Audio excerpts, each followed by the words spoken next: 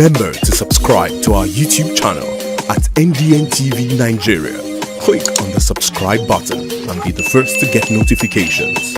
The Cross River State government is calling on community leaders, civil society organizations and stakeholders in the state to intensify the advocacy against gender-based violence and harmful cultural practices against women, such as female genital mutilation. The Commissioner of Women Affairs, Honorable Oedema Irom, made the call during a recent engagement with stakeholders in AKUGHA local government area. She also sued for synergy with the ministry, which she said will spare no efforts in breaking the cycle of violence and harmful practices that continue to undermine the rights and self-worth of women. As more people become aware and enlightened, some harmful cultural practices like the killing of twins, which once happened in parts of Africa, including the Niger Delta, are now being abandoned. But while that's good progress, there are other harmful traditions that still put lives at risk. Gender-based violence, for example, remains a serious issue in many communities and continues to affect the safety and dignity of women.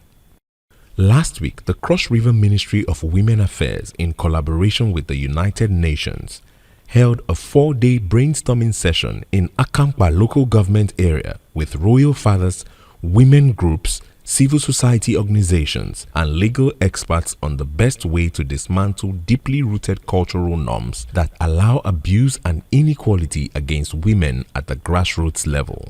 Issues around education of the girl child and early marriage, widow rights and gender-based violence, as well as female genital mutilation, FGM, were on the front burner. We have these general harmful practices of cut hair, drink your dead husband's bath water and all of that.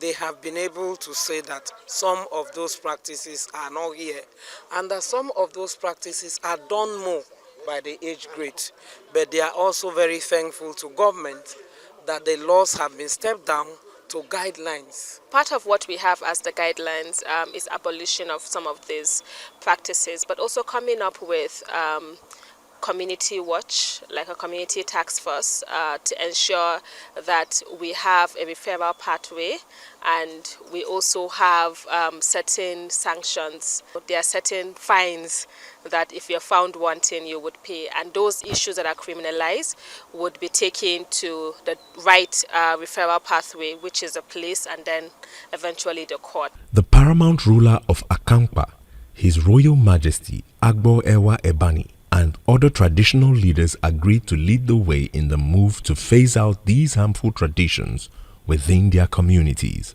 Sexual harassment is one of the crimes that we must rise very well to fight against, because it has to do with our futures. When this right is upheld, the women will feel free to contribute to the societal development.